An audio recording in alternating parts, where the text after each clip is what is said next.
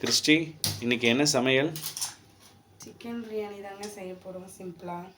Okay, அதுக்கு என்ன need வந்துட்டு அரிசி கழுவி எடுத்து வச்சுருக்கேன், சிக்கன் கழுவி எடுத்து வச்சுருக்கேன், பெரிய வெங்காயம் 2 ஸ்லைஸ் பண்ணி வச்சுருக்கேன், தக்காளி 2 பொடியாக நறுக்கி வச்சுருக்கேன், மல்லி இலை, புதினா, இஞ்சி பூண்டு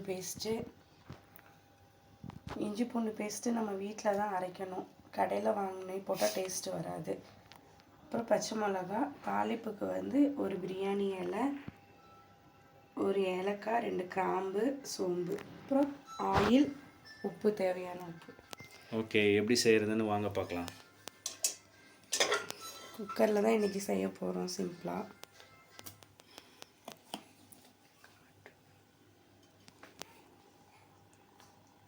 சூடானதும்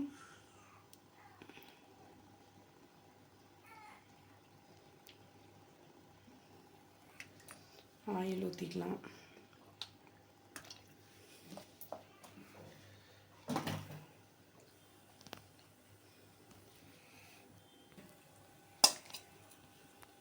ஆயில் பாயில் ஆனதும்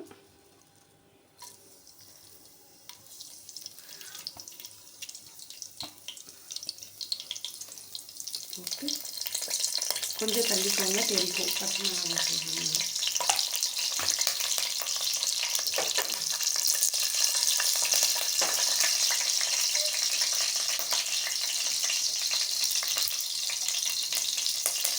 பெரிய வெங்காயம் போட்டுக்கலாம்.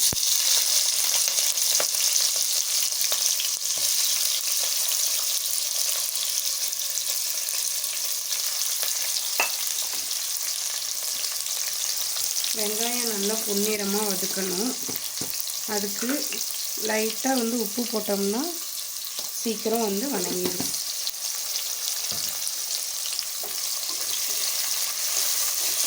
வதங்கிருச்சு. இஞ்சி பூண்டு பேஸ்ட்டு போட்டுக்கலாம்.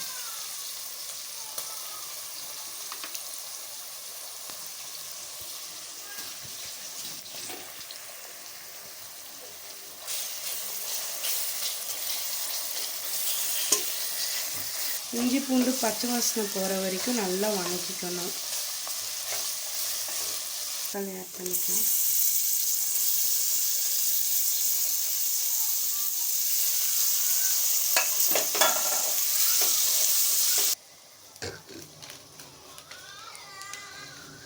கரம் மசாலா கொஞ்சம்,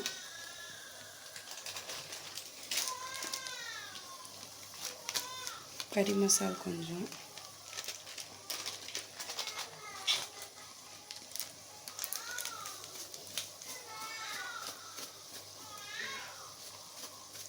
சிக்கன்,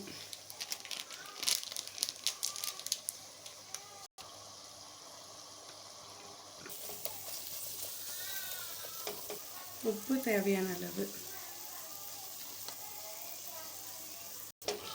இப்படி நல்லா எண்ணெய் இப்படி பிரிஞ்சு வரணும்.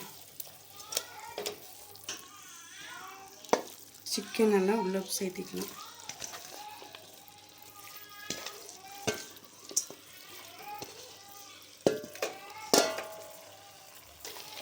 நல்லா மசாலாலாம் வந்து இந்த சிக்கனில் கோட் ஆகிற மாதிரி நல்லா பரட்டிக்கணும்.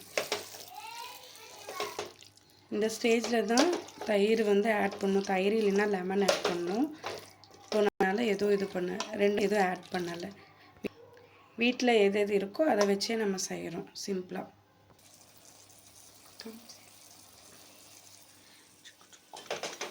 அதுக்குள்ளே பாப்பா வேற எழுந்திரிச்சு.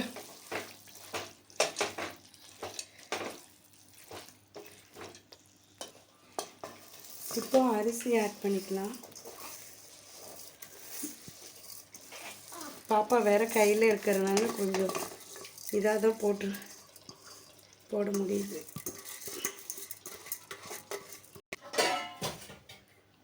தண்ணி ஆட் பண்ணியாச்சு. எடுக்க மறந்துட்டோம், ஏன்னா பாப்பா கையில் இருக்கிறதுனால எடுக்க முடியல வீடியோ.